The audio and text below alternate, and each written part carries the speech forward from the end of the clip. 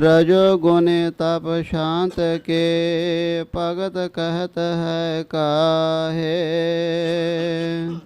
करुणा कर यह भेद जे सर्व कहो हम पाहे।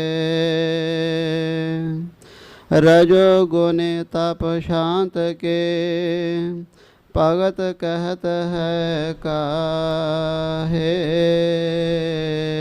वाहिगुरु जी का खालसा वाहिगुरु जी की फतेह। परम सत्कारयोग गुरु स्वरूप गुरु सवारे गुरु प्यारे सतगुरां दे साजे नवाजे गुरु खालसा साध संगत माई भाई जी आप सारियां संगतां माई भाई वड्डियां भागां वाले हों। धन कलगीधर साहिब सच्चे पातशाह महाराज जी की बहुत वड्डी भारी दया रहमत हो रही है, जिसका सदका सतगुरां दे पावन पवित्र चरण परसण का सोहणे सतगुरां दे दर्शन करन का सुभाग समा प्राप्त हो रहा है। ये वड्डियां भागां दी यही निशानी है जो सतगुरां दे चरनां विच बैठना, दर्शन करने, सत्संग करने। गोबिंद मिलन की हो तेरी बरिया अवर काज तेरे किते ना काम। मिल साध संगत भज केवल नाम। यही मनुखे जन्म का लाभ है, लाहा है। ਜਿਹੜੇ ਲਾਭ ਪ੍ਰਾਪਤ ਕਰਦੇ ਉਹਨਾਂ ਨੂੰ ਸਿਆਣੇ ਕਿਹਾ ਜਾਂਦਾ ਹੈ। ਕਿਸੇ ਵੀ ਧੰਦੇ ਵਿੱਚ ਘਾਟਾ ਖਾਣ ਵਾਲੇ ਨੂੰ ਕੋਈ ਸਿਆਣਾ ਨਹੀਂ ਕਹਿੰਦਾ। ਇਹ ਮਨੁੱਖਾ ਜਨਮ ਜਿਹੜਾ ਹੈ ਇਹ ਨਿਰੰਕਾਰ ਦੇ ਨਾਲ ਮਿਲਣ ਦਾ, ਧੰਨ ਸੱਚੇ ਪਾਤਸ਼ਾਹ ਮਹਾਰਾਜ ਦੇ ਚਰਨਾਂ ਨਾਲ ਅਭੇਦ ਹੋਣ ਦਾ ਇੱਕ ਸੋਹਣਾ ਸਮਾਂ ਪ੍ਰਾਪਤ ਹੋਇਆ ਹੈ। ਜੋ ਇਸ ਨੂੰ ਗਵਾ ਲੈਂਦੇ ਹੈ ਉਹ ਆਪਣੇ ਮਨੁੱਖੇ ਜਨਮ ਨੂੰ ਜੂਏ ਵਿੱਚ, ਵਿਕਾਰਾਂ ਦੇ ਜੂਏ ਵਿੱਚ ਹਾਰ ਜਾਂਦੇ ਹੈ। ਜਿਹੜੇ ਗੁਰੂ ਕੇ ਚਰਨਾਂ ਦੇ ਨਾਲ ਜੁੜ ਜਾਂਦੇ ਹੈ, ਗੁਰੂ ਕੀ ਸੰਗਤ ਕਰਦੇ ਹੈ, ਹਰੀ ਜਸ ਕਰਦੇ ਹੈ, ਨਾਮ ਦੀ ਮਹਿਮਾ ਨੂੰ ਜਾਣ ਕੇ ਨਾਮ ਜਪਦੇ ਹੈ, ਸੇਵਾ ਦੀ ਮਹਾਨਤਾ ਨੂੰ ਜਾਣ ਕੇ ਸੇਵਾ ਕਰਦੇ ਹੈ, ਉਹ ਇਸ ਮਨੁੱਖੇ ਜਨਮ ਤੋਂ ਜਿੱਤ ਪ੍ਰਾਪਤ ਕਰਕੇ ਜਾਂਦੇ ਹਨ। सतगुरु की वड्डी अपार कृपा हो रही है। धन कलगीधर साहिब सच्चे पातशाह महाराज दीन दुनिया के जो मालक हैं, जिन्हां दा संसार दे विच कोई नहीं हुंदा, ओदी बांह फड़न वाले धन कलगीधर पातशाह महाराज जी ऐसे गरीब नवाज पातशाह के चरण परस रहे हों, दर्शन कर रहे हों, बड़भागे हो रहे हों। नितनेम की मर्यादा अनुसार सतगुरां दे दर घर दे साजे नवाजे सिंह साहिब जी ने सच्चे पातशाह महाराज जी नूं देगां दे भोग लवाए है। उपरंत पिछले पहर दे दीवानां विच जो गुर इतिहास की कथा विचार गुरु की संगत नूं सरवण करवाई जाती है, उस दी आरंभता हो रही है। धन श्री गुरु नानक साहब सच्चे पातशाह महाराज सारी सृष्टि के करता हैं, सारी सृष्टि के भरता हैं, सारी सृष्टि के हरता हैं। करन वाले भी आप है, जीवां नूं पैदा करके उन्हां दा पोखण करन वाले भी, पालना करन वाले भी आप हैं, ते लहता करन वाले भी आप ही हैं। ऐसे गरीब नवाज धन गुरु नानक साहब सच्चे पातशाह महाराज जिन्हों ने सुनी पुकार दतार प्रभ गुरु नानक जग माहे पठाया। आप नारायण कला धार, आप करते दी जोत, कलयुग धारिया। गुरुदेव सच्चे पातशाह महाराज ने कलयुग का उद्धार करने वास्ते अवतार लिया सीगा। कलयुगी जीव जिहड़े हन कुमत दे पिछे लग के कुराहे पै हुए उन्होंने सीधे राह पाने वास्ते सतगुरां ने अवतार धारिया है। जो तकरीबन संसारी अवस्था सतगुरां दी अंदाजे मुताबिक 70 साल बनती है। घट ही 17 तो सच्चे पातशाह महाराज ने मात लोग ते समा बतीत किया, जीवां नूं तारिया। ये जो समा कलयुग नूं ते कलयुगी जीवां नूं गुरां ने बख्शिया है, ਇਸ ਸਮੇਂ ਦੇ ਤਕਰੀਬਨ ਆਖਰੀ 14 ਕੁ ਸਾਲ ਸ੍ਰੀ ਗੁਰੂ ਨਾਨਕ ਸਾਹਿਬ ਸੱਚੇ ਪਾਤਸ਼ਾਹ ਮਹਾਰਾਜ ਗਰੀਬ ਨਿਵਾਜ ਜੀ ਕਰਤਾਰਪੁਰ ਸਾਹਿਬ ਡੇਰਾ ਕੀਤਾ ਹੈ। ਇੱਥੇ ਸੱਚੇ ਪਾਤਸ਼ਾਹ ਮਹਾਰਾਜ ਨੇ ਖੇਤੀ ਦਾ ਕਾਰਜ ਆਰੰਭਿਆ ਹੈ। ਕਿਸਾਨੀ ਕਰਦੇ ਹੈ। ਜੋ ਵੀ ਫਸਲ ਹੁੰਦੀ ਹੈ ਉਹ ਫਸਲ ਵੇਚਦੇ ਨਹੀਂ ਹਨ, ਉਹਦਾ ਲੰਗਰ ਚਲਾਉਂਦੇ ਹੈ ਅਤੇ ਆਏ ਰਾਹੀਆਂ ਨੂੰ, ਗੁਰੂ ਕੀਆਂ ਸੰਗਤਾਂ ਨੂੰ ਸੱਚੇ ਪਾਤਸ਼ਾਹ ਮਹਾਰਾਜ ਲੰਗਰ ਤਿਆਰ ਕਰਕੇ ਛਕਾਉਂਦੇ ਹਨ। ਧੰਨ ਗੁਰੂ ਨਾਨਕ ਪਾਤਸ਼ਾਹ ਮਹਾਰਾਜ ਦੇ ਪਾਸ ਬੇਅੰਤ ਸੰਗਤਾਂ ਆਉਂਦੀਆਂ, ਜਿਨ੍ਹਾਂ ਨੂੰ ਸਤਿਗੁਰੂ ਜੀ ਨਾਮ ਬਾਣੀ ਦੇ ਅਭਿਆਸੀ ਹੋਣ ਦਾ ਉਪਦੇਸ਼ ਦਿੰਦੇ ਆ, ਸੇਵਾ ਸਿਮਰਨ ਦਾ ਉਪਦੇਸ਼ ਦਿੰਦੇ ਆ। ਕਈ ਗੁਰਸਿੱਖ ਆਉਂਦੇ ਹਨ। ਕੱਲ੍ਹ ਜੋ ਪ੍ਰਸੰਗ ਚੱਲ ਰਿਹਾ ਸੀ ਉਹਦੇ ਵਿੱਚ ਭਾਈ ਪਿਰਥੀ ਮੱਲ, ਭਾਈ ਸ਼ਹਿਗਲ ਅਤੇ ਭਾਈ ਉਬੈ ਰਾਮ, ਇਹ ਤਿੰਨ ਗੁਰੂ ਕੇ ਸਿੱਖ ਸੱਚੇ ਪਾਤਸ਼ਾਹ ਮਹਾਰਾਜ ਦੇ ਪਾਸ ਆਏ ਸੀਗੇ। ਇਹਨਾਂ ਨੇ ਅਰਜ਼ ਕੀਤੀ ਸੀ, ਮਹਾਰਾਜ ਕਿਰਪਾ ਕਰੋ, ਉਪਦੇਸ਼ ਦੇਵੋ ਜਿਹਦੇ ਨਾਲ ਸਾਡਾ ਮਨੁੱਖਾ ਜਨਮ ਸਫਲਾ ਹੋ ਜਾਵੇ। ਗਰੀਬ ਨਿਵਾਜ ਕਹਿਣ ਲੱਗੇ, ਤਿੰਨ ਤਰ੍ਹਾਂ ਦੀ ਭਗਤੀ ਹੈ, ਤਿੰਨ ਤਰ੍ਹਾਂ ਦਾ ਅਭਿਆਸ ਹੈ, ਰਜੋ, ਤਮੋ ਅਤੇ ਸਤੋ। ਜਿਹੜਾ ਹਠ ਜੋ ਕਰਨਾ ਹੈ, ਪਾਣੀ ਵਿੱਚ ਖਲੋ ਜਾਣਾ ਸਿਆਲਾਂ ਦੀਆਂ ਰਾਤਾਂ ਵਿੱਚ, ਇਸੇ ਤਰ੍ਹਾਂ ਉਲਟੇ ਪੁੱਠੇ ਲਟਕਣਾ, ਗਰਮੀਆਂ ਦੀ ਰੁੱਤ ਵਿੱਚ ਧੂਣੇ ਤਾ ਕੇ ਅੱਗ ਦੇ ਵਿੱਚ ਬੈਠ ਜਾਣਾ, ਚਾਰ ਚਫੇਰੇ ਢੇਰ ਅੱਗ ਦਾ ਲਾ ਕੇ, ਇਤਿਆਦਿਕ, ਇਹ ਮਹਾਰਾਜ ਕਹਿਣ ਲੱਗੇ ਤਮੋ ਗੁਣ ਹੈ। ਫਿਰ ਸੱਚੇ ਪਾਤਸ਼ਾਹ ਮਹਾਰਾਜ ਨੇ ਕਿਹਾ ਭਈ ਇਹ ਜਿਹੜਾ ਅਭਿਆਸ ਹੈ ਤਮੋ ਗੁਣ ਦਾ, ਦੇਹੀ ਨੂੰ ਕਸ਼ਟ ਦੇ ਕੇ ਕਰਨਾ, ਇਹਦੇ ਅਸੀਂ ਹਾਮੀ ਨਹੀਂ ਹਾਂ। ਇਹਦਾ ਜੋ ਹੈ ਕਲੇਸ਼, ਦੁੱਖ, ਤਕਲੀਫ ਜ਼ਿਆਦਾ ਭੋਗਣੀ ਪੈਂਦੀ ਹੈ, ਫਲ ਬਹੁਤ ਘੱਟ ਹੈ। ਫਿਰ ਇਹਨਾਂ ਗੁਰਸਿੱਖਾਂ ਨੇ ਅਰਜ਼ ਕੀਤੀ ਸੀ ਵੀ ਮਹਾਰਾਜ ਇਹ ਜਿਹੜੇ ਦੂਸਰੇ ਹਨ ਅਭਿਆਸ, ਉਹ ਕਿਵੇਂ ਕਰਨ ਦੀ ਯੁਕਤੀ ਹੈ, ਕਿਰਪਾ ਕਰਕੇ ਸਾਨੂੰ ਦੱਸੋ। ਇਹ ਤਿੰਨੋਂ ਹੀ ਗੁਰਸਿੱਖ ਸੱਚੇ ਪਾਤਸ਼ਾਹ ਮਹਾਰਾਜ ਨੂੰ ਬੇਨਤੀ ਕਰ ਰਹੇ ਹੈ। ਭਾਈ ਪਿਰਥੀ ਮੱਲ ਹੈ, ਭਾਈ ਸ਼ਹਿਗਲ ਹੈ ਅਤੇ ਭਾਈ ਉਬੈ ਰਾਮ ਜੀ ਹਨ। ਸਤਿਗੁਰਾਂ ਨੂੰ ਅਰਜ਼ ਕਰ ਰਹੇ ਹੈ, ਰਜੋ ਗੁਣ ਅਤੇ ਸਤੋ ਗੁਣ ਵਾਸਤੇ ਬੇਨਤੀਆਂ ਕਰਦੇ ਹੈ ਵੀ ਮਹਾਰਾਜ ਇਹ ਅਭਿਆਸੀ ਕਿਵੇਂ ਹੋਇਆ ਜਾਂਦਾ, ਇਹ ਸਾਨੂੰ ਸਮਝਾਉਣਾ ਕਰੋ। ਸਤਿਗੁਰੂ ਸੱਚੇ ਪਾਤਸ਼ਾਹ ਨੂੰ ਬੇਨਤੀ ਕਰ ਰਹੇ ਹਨ। ਸਤਿਨਾਮ ਸ਼੍ਰੀ ਵਾਹਿਗੁਰੂ ਜੀ ਦੋਹਰਾ। रजो गुण तप शांत के भगत कहत है काहे। सच्चे पातशाह महाराज रजो गुण ते साधकी जो है भगती ਇਹ ਕਿਸ ਨੂੰ ਕਿਹਾ ਜਾਂਦਾ ਹੈ। करुणा कर यह भेद जे सर्व कहो हम पाहे। ਇਹ ਸੱਚੇ ਪਾਤਸ਼ਾਹ ਮਹਾਰਾਜ ਆਪ ਸਾਡੇ ਉੱਤੇ ਦਇਆ ਕਰੋ।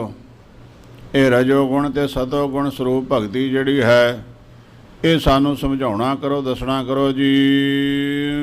ਚਉਪਈ ਸੁਨ ਸ਼੍ਰੀ ਮੁਖ ਸੋ ਬਚਨ ਉਚਾਰੇ। ਇਹ ਬਚਨ ਸੱਚੇ ਪਾਤਸ਼ਾਹ ਮਹਾਰਾਜ ਨੇ ਇਹਨਾਂ ਗੁਰਮੁਖਾਂ ਦੇ ਸੁਣੇ ਤੇ ਸ੍ਰੀ ਮੁਖ ਵਾਕ ਉੱਤਰ ਇਹਨਾਂ ਨੂੰ ਦਿੱਤਾ। ਹਜੂਰ ਕਹਿਣ ਲੱਗੇ ਪਰ ਤੇ ਅਪੇਖਨ ਨੈਣ ਹਟਕਾਰੇ। ਸਾਰਿਆਂ ਤੋਂ ਪਹਿਲਾਂ ਤੇ ਭਗਤੀ ਇਹ ਹੈ ਭਈ ਪਰਾਏ ਸਰੀਰ ਨੂੰ ਤੱਕਣਾ, ਪਰਾਏ ਸਰੂਪ ਨੂੰ ਤੱਕਣਾ, ਕਾਮਨਾ ਕਾਮ ਦੇ ਵਸ ਵਿੱਚ ਹੋ ਕੇ ਇਸ ਪਾਸਿਓਂ ਮਨ ਨੂੰ ਮੋੜ ਨਾ ਕਰੇ। ਸਭ ਤੋਂ ਪਹਿਲਾ ਉਪਦੇਸ਼ ਤਾਂ ਸਾਡਾ ਇਹ ਹੈ ਨਿੰਦਾ ਨੋਤ ਨਹਿ ਸ਼ਰਵਨ ਸੁਨਾਵਹੁ। ਅਤੇ ਆਪਣੇ ਜਿਹੜੇ ਕੰਨ ਹੈ ਇਹਨਾਂ ਦੇ ਨਾਲ ਨਾ ਕਿਸੇ ਦੀ ਨਿੰਦਿਆ ਸੁਣੇ ਨਾ ਉਸਤਤੀ ਸੁਣੇ।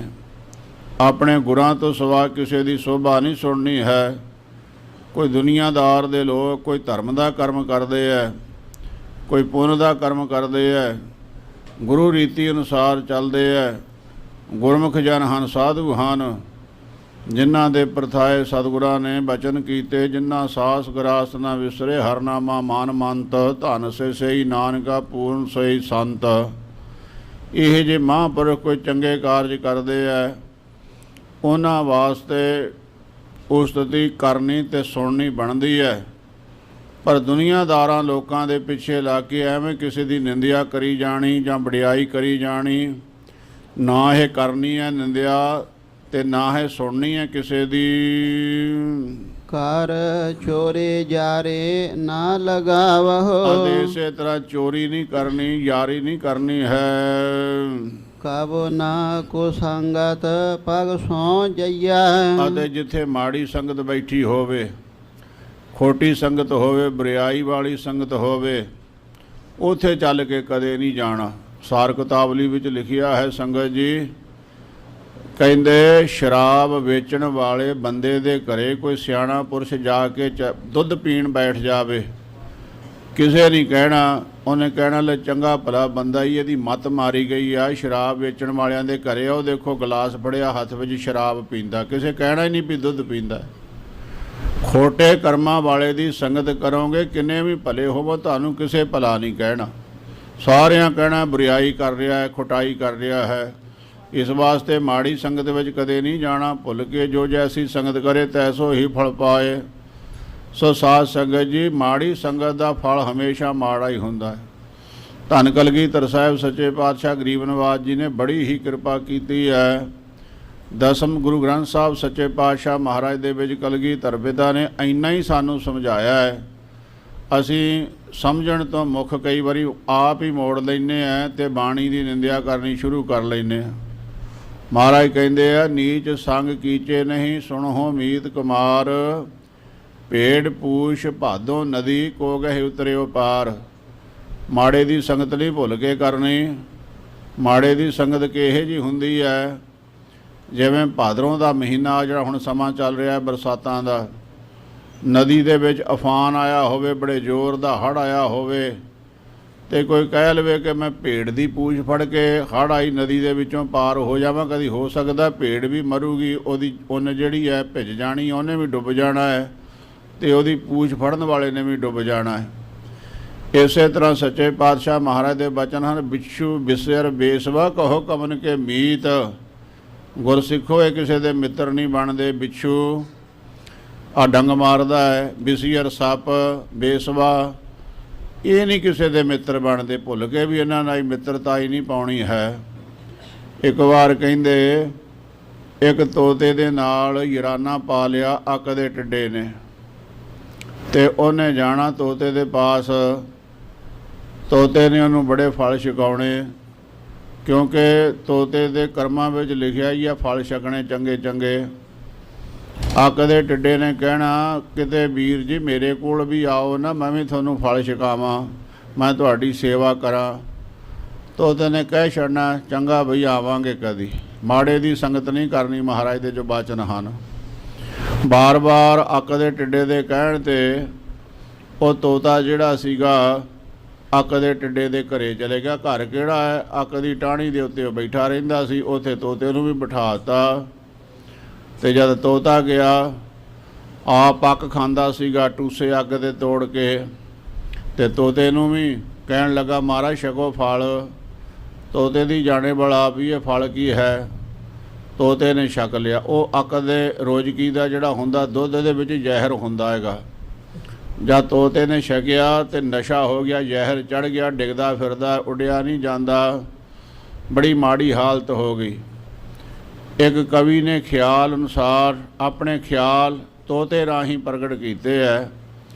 ਉਹ ਕਹਿੰਦਾ ਵੀ ਤੋਤਾ ਉਸ ਵੇਲੇ ਕਹਿਣ ਲੱਗਾ, ਇੱਕ ਸਮੇਂ ਸੂਹੇ ਅੰਬ ਥਾ ਚੂਪਤ, ਇੱਕ ਸਮੇਂ ਸੇਵਾ ਅੱਕਾਂ ਦੀ ਲਾਇਓ, ਮਾਰੀ ਹੈ ਚੂੰਝ ਤੇ ਟੂਟ ਗਿਆ ਫਲ, ਨੈਣ ਪ੍ਰੈਣ ਸਭੇ ਲਟਕਾਇਓ, ਉੱਡਿਆ ਨਾ ਜਾਏ ਤਾਂ ਗਿਰ ਗਿਰ ਪੜਤਾ, ਆਪਣਾ ਨਾਮ ਕਲੰਚ ਕਹਾਇਓ, ਨੀਚ ਕੇ ਸੰਗ ਪ੍ਰੀਤ ਕਰੀ, ਇੱਕ ਜਾਤ ਗਈ ਦੂਜਾ ਜਨਮ ਗਵਾਇਓ। ਇਹ ਨੀਚ ਸੰਗ ਕਰਨ ਦਾ ਲਾਭ ਹੈ। ਉੱਡਿਆ ਜਾਂਦਾ ਨਹੀਂ ਗਾ, ਫੜਫੜ ਕਰਦਾ ਧਰਤੀ 'ਤੇ ਡਿੱਗਦਾ ਹੈ। ਮੌਤ ਹੋ ਗਈ, ਜਨਮ ਤੋਤੇ ਦਾ ਮਿਲਿਆ ਸੀਗਾ, ਨੀਚ ਦੇ ਨਾਲ ਮਿੱਤਰਤਾ ਹੀ ਪਾਉਣ ਕਰਕੇ ਐਂ ਹੀ ਆਪਣਾ ਜਨਮ ਗਵਾ ਲਿਆ। ਇਸ ਤਰ੍ਹਾਂ ਗੁਰੂ ਨਾਨਕ ਸਾਹਿਬ ਸੱਚੇ ਪਾਤਸ਼ਾਹ ਮਹਾਰਾਜ ਕਹਿੰਦੇ, ਹੁਕਮ ਕਰਦੇ, ਨੀਚ ਦੀ ਸੰਗਤ ਨਹੀਂ ਕਰਨੀ, ਮਾੜੇ ਦੇ ਪਾਸ ਕਦੀ ਚੱਲ ਕੇ ਨਹੀਂ ਜਾਣਾ ਹੈ। ਜੇ ਕਿਤੇ ਆ ਵੀ ਜਾਵੇ ਕੋਈ ਮਾੜਾ, ਉਸ ਤੋਂ ਪਾਸਾ ਕਰ ਲੈਣਾ ਹੈ, ਉਹਨੂੰ ਮਿਲਣਾ ਨਹੀਂ, ਸੰਗ ਨਹੀਂ ਮਾੜੇ ਦਾ ਕਰਨਾ। ਕਾਰਨ ਕੁਕਰਮਨ ਮਨ ਨਾ ਚਲਈਆ। ਔਰ ਜਿਹੜਾ ਮਨ ਹੈ ਇਹਨੂੰ ਚਲਾਏਮਾਨ ਨਹੀਂ ਕਰਨਾ, ਕੁਕਰਮਾਂ ਵਿੱਚ ਨਹੀਂ ਪਾਉਣਾ, ਮਾੜੇ ਕਰਮਾਂ ਦੇ ਵਿੱਚ ਨਹੀਂ ਪਾਉਣਾ ਹੈ। ਖੋਟੇ ਕਰਮ, ਚੋਰੀ ਕਰਨੀ, ਯਾਰੀ ਕਰਨੀ, ਈਰਖਾ ਕਰਨੀ, ਨਿੰਦਿਆ ਕਰਨੀ, ਕਾਮ ਵਾਸ਼ਨਾ ਵਿੱਚ ਅੰਨੇ ਹੋ ਕੇ ਇੱਧਰ ਉੱਧਰ ਭੱਜੇ ਫਿਰਨਾ ਆਦਿਕ ਜੋ ਵੀ ਮਾੜੇ ਕਰਮ ਮੰਨੇ ਗਏ ਸਮਾਜ ਦੇ, ਉਹਨਾਂ ਵਿੱਚ ਆਪਣਾ ਮਨ ਚਲਾਏਮਾਨ ਨਹੀਂ ਕਰਨਾ ਹੈ।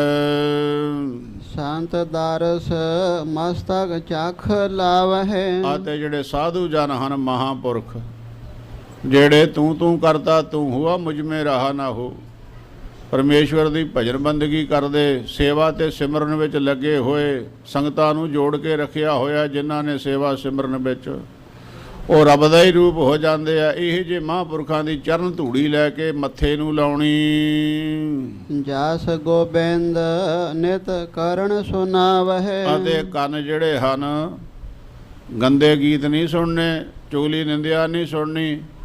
ਮੇਰੇ ਗੋਬਿੰਦ ਸਾਹਿਬ, ਸ੍ਰੀ ਗੁਰੂ ਗੋਬਿੰਦ ਸਿੰਘ ਸਾਹਿਬ ਸੱਚੇ ਪਾਤਸ਼ਾਹ ਮਹਾਰਾਜ ਦੀ ਸੋਭਾ ਵਡਿਆਈ ਜਿੰਨੀ ਵੀ ਸੁਣੀ ਜਾਵੇ, ਰੱਜ ਰੱਜ ਕੇ ਸੁਣਨੀ ਹੈ।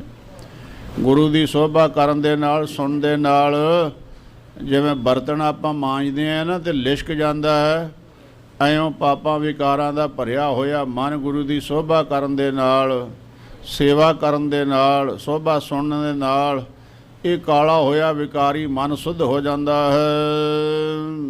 ਰਸਨਾ ਅਸਤ ਨਾ ਬਗੇ ਬਹੋਰੋ। ਅਤੇ ਜਿਹੜੀ ਰਸਨਾ ਹੈ ਨਾ ਜ਼ਬਾਨ, ਇਹਨੂੰ ਝੂਠ ਤੋਂ ਬਚਾ ਕੇ ਰੱਖਣਾ। ਸਾਧ ਸੰਗਤ ਜੀ, ਕਈ ਵਾਰ ਐਸਾ ਹੁੰਦਾ ਤੁਹਾਡਾ ਜਿਹੜਾ ਸੱਚ ਬੋਲਿਆ ਪਾਪ ਹੋ ਜਾਂਦਾ ਹੈ ਤੇ ਝੂਠ ਪੁੰਨ ਬਣ ਜਾਂਦਾ ਹੈ। ਉਹਦਾ ਕਾਰਨ ਕਈ ਵਾਰੀ ਤੁਹਾਡੇ ਸੱਚ ਬੋਲਣ ਦੇ ਨਾਲ ਕਈਆਂ ਨੂੰ ਫਾਂਸੀ ਦੀ ਸਜ਼ਾ ਹੋ ਜਾਂਦੀ ਹੈ, ਕਈਆਂ ਦੀ ਮੌਤ ਹੋ ਜਾਂਦੀ ਹੈ, ਤੇ ਝੂਠ ਬੋਲਣ ਦੇ ਨਾਲ ਕਈ ਵਾਰੀ ਕਿਸੇ ਦਾ ਭਲਾ ਹੋ ਜਾਂਦਾ ਹੈ ਪਰਉਪਕਾਰ। ਕਿਉਂਕਿ ਇਹ ਜੀਵਨ ਜਿਹੜਾ ਹੈ ਭਲਾ ਕਰਨ ਵਾਸਤੇ ਪਰਉਪਕਾਰ ਹਿਤ ਪ੍ਰਾਪਤ ਹੋਇਆ ਹੈ, ਤੇ ਮਨੁੱਖ ਨੂੰ ਮਾਤ ਲੋਕ ਤੇ ਪਰਮੇਸ਼ਵਰ ਨੇ ਭੇਜਿਆ ਹੀ ਪਰਉਪਕਾਰ ਵਾਸਤੇ ਹੈ। ਆਇਆ ਤੰਕਾ ਸਫਲ ਹੈ ਪਰਉਪਕਾਰੀ ਹੋਏ, ਦੁੱਖ ਸਹੇ ਸਿਰ ਆਪਣੇ ਸੁਖਦਾਈ ਸਭ ਕੋਏ। ਦੁੱਖ ਆਪਣੇ ਸਿਰ ਤੇ ਝੱਲ ਲਵੇ, ਕਿਸੇ ਦੇ ਦੁੱਖ ਨੂੰ ਨਾ ਸਹਾਰੇ। ਤੇ ਕਦੀ ਜੇ ਝੂਠ ਬੋਲ ਕੇ ਕਿਸੇ ਦਾ ਭਲਾ ਹੁੰਦਾ ਹੋਵੇ ਪਰਉਪਕਾਰ ਹੇਤੋਂ, ਝੂਠ ਜਿਹੜਾ ਸੱਚ ਤੋਂ ਵੀ ਵੱਡਾ ਫਲ ਦੇ ਜਾਂਦਾ ਹੈਗਾ। ਥੋੜ੍ਹਾ ਝੂਠ ਬੋਲਣ ਨਾਲ ਜੇ ਕਿਸੇ ਦਾ ਬਚਾਓ ਹੁੰਦਾ ਹੋਵੇ, ਜੀਵਨ ਬਚਦਾ ਹੋਵੇ, ਤੇ ਉਹ ਝੂਠ ਨਹੀਂ ਹੁੰਦਾ, ਉਹ ਝੂਠ ਸੱਚ ਤੋਂ ਵੀ ਉੱਚਾ ਹੋ ਨਿਬੜਦਾ ਹੈ। ਪਰ ਆਮ ਕਰਕੇ ਹਮੇਸ਼ਾ ਵਾਸਤੇ ਇਹੀ ਧਾਰਨਾ ਰੱਖਣੀ ਹੈ ਵੀ ਝੂਠ ਨਾ ਬੋਲਿਆ ਜਾਵੇ, ਸੱਚ ਹੀ ਬੋਲੀਏ। ਪਰ ਜੇ ਕਿਤੇ ਪਰਉਪਕਾਰ ਵਾਸਤੇ ਝੂਠ ਬੋਲਣਾ ਪੈ ਜਾਵੇ ਤੇ ਉਹਦਾ ਕੋਈ ਪਾਪ ਗੁਨਾਹ ਨਹੀਂ ਹੈ। ਸਿਫਤ ਪਰਮੇਸ਼ਰ ਮਹਿ ਨਿਤ ਜੋਰੋ। ਅਤੇ ਆਪਣੀ ਸੁਰਤੀ ਜਿਹੜੀ ਹੈ ਉਹ ਪਰਮੇਸ਼ਵਰ ਦੀ ਸਿਫਤ ਸਲਾਹ ਦੇ ਵਿੱਚ ਜੋੜ ਕੇ ਰੱਖਣੀ ਹੈ। ਸੇਵਦਾਨ ਨਿਜ ਕਰ ਸੋ ਕਰਨਾ। ਅਤੇ ਜਿਹੜੇ ਹੱਥ ਹਨ ਇਹਨਾਂ ਦੇ ਨਾਲ ਸੇਵਾ ਕਰਨੀ ਹੈ। ਸੰਗਤ ਜੀ, ਸੇਵਾ ਦਾ ਤੇ ਸਿਮਰਨ ਦਾ ਇਹ ਦੋ ਮਹਾਤਮ ਸਾਰਿਆਂ ਤੋਂ ਵੱਡੇ ਹਨ। ਕਿਉਂਕਿ ਬਿਨ ਸੇਵਾ ਤ੍ਰਿਗ ਹੱਥ ਪੈਰ। ਲੱਖ ਲੱਖ ਲਾਹਣ ਤਾਂ ਉਹਨਾਂ ਹੱਥਾਂ ਤੇ ਪੈਰਾਂ ਦੇ ਜਿਨ੍ਹਾਂ ਰਾਹੀਂ ਸੇਵਾ ਨਹੀਂ ਹੁੰਦੀ। ਵਿਕਾਰ ਤੇ ਬੜੇ ਜੀਵ ਭੋਗਦਾ ਹੈ, ਇਹਨਾਂ ਹੱਥਾਂ ਦੇ ਨਾਲ ਪਾਪ ਤੇ ਬੜੇ ਕਰਦਾ ਹੈ। ਆਪ ਸੱਚਾ ਚਾਤਰ ਬਣ ਜਾਂਦਾ ਹੈ। ਵਿਚਾਰੀਆਂ ਬੇਜਵਾਨ ਬੱਚੀਆਂ ਦੇ ਗਲ ਘੁੱਟ ਕੇ, ਟੋਟੇ ਕਰਕੇ ਕਿੱਥੇ ਕਿੱਥੇ ਨਦੀ ਦੇ ਵਿੱਚ ਰੋੜਦਾ ਹੈ ਲਿਜਾ ਕੇ, ਕੀ ਕਰਮ ਕਰਦਾ ਇਹਨਾਂ ਹੱਥਾਂ ਦੇ ਨਾਲ। ਪਰ ਸੇਵਾ ਵਾਸਤੇ ਇਹ ਮੁੱਖ ਫੇਰ ਲੈਂਦਾ ਹੈ। ਜਿਹੜੇ ਸੇਵਾ ਨਹੀਂ ਕਰਦੇ, ਮਹਾਰਾਜ ਕਹਿੰਦੇ ਲੱਖ ਲੱਖ ਲਾਹਣ ਤਾਂ ਉਹਨਾਂ ਹੱਥਾਂ ਦੇ ਪੈਰਾਂ ਦੇ। ਇਸ ਵਾਸਤੇ ਸੇਵਾ ਹਰ ਗੁਰਸਿੱਖ ਦਾ, ਹਰ ਮਾਈ ਭਾਈ ਦਾ ਫਰਜ਼ ਹੈ ਵੱਧ ਤੋਂ ਵੱਧ ਸੇਵਾ ਆਪਣੇ ਹੱਥਾਂ ਨਾਲ ਕਰੇ। ਸਤ ਸੰਗਤ ਗਮਨ ਸਾਧ ਚਰਨਾ। ਅਤੇ ਪੈਰ ਜਿਹੜੇ ਹਨ ਇਹਨਾਂ ਦੇ ਨਾਲ ਸਤ ਸੰਗਤ ਕਿਹੜੀ? ਸਤ ਸੰਗਤ ਕੈਸੀ ਜਾਣੀ ਹੈ? ਜਿੱਥੇ ਇੱਕੋ ਨਾਮ ਵਖਾਣੀ ਹੈ, ਜਿੱਥੇ ਕੇਵਲ ਨਾਮ ਦੀ ਗੱਲ ਹੋਵੇ, ਸਿਮਰਨ ਦੀ ਗੱਲ ਹੋਵੇ, ਭਜਨ ਦੀ ਗੱਲ ਹੋਵੇ, ਪਰਉਪਕਾਰ ਦੀ ਗੱਲ ਹੋਵੇ। ਇਹ ਜੀ ਸੰਗਤ ਵਿੱਚ ਇਹਨਾਂ ਚਰਨਾਂ ਨਾਲ ਚੱਲ ਕੇ ਜਾਣਾ ਹੈ। ਕਰਨ ਰਾਜ ਸੇ ਤਪ ਇਹ ਜਾਨੋ, ਇਹ ਜਿਹੜਾ ਹੈ ਤਪ ਹੈ ਸਾਰਿਆਂ ਤੋਂ ਵੱਡਾ। ਸੁਨਹੁ ਸ਼ਾਂਤ ਕੇ ਤਪ ਜੋ ਬਖਾਨੋ, ਇਹ ਸ਼ਾਂਤ ਕੀ ਤਪ ਮਹਾਰਾਜ ਕਹਿਣ ਲੱਗੇ ਦੱਸ ਰਹੇ ਹਾਂ। ਰਾਜਸੀ ਤਪ ਦੱਸ ਦਿੱਤਾ ਹੈ। ਰਾਜਸੀ ਤਪ ਇਹ ਹੈ, ਕੰਨਾਂ ਨਾਲ ਨਿੰਦਿਆ ਚੁਗਲੀ ਨਹੀਂ ਸੁਣਨੀ, ਰਸਨਾ ਨਾਲ ਕਰਨੀ ਨਹੀਂ ਹੈ, ਪੈਰਾਂ ਨਾਲ ਮਾੜੇ ਪਾਸੇ ਚੱਲ ਕੇ ਨਹੀਂ ਜਾਣਾ, ਹੱਥਾਂ ਨਾਲ ਖੋਟਾ ਕਰਮ ਨਹੀਂ ਕਰਨਾ, ਸੇਵਾ ਸਿਮਰਨ ਭਜਨ ਵਿੱਚ ਬਿਰਤੀ ਲਾ ਕੇ ਰੱਖਣੀ। ਇਹ ਰਾਜਸੀ ਤਪ ਹੈ। ਅੱਗੇ ਸਾਤਕੀ ਤੱਕ ਸੱਚੇ ਪਾਤਸ਼ਾਹ ਮਹਾਰਾਜ ਦੱਸ ਰਹੇ ਹਨ।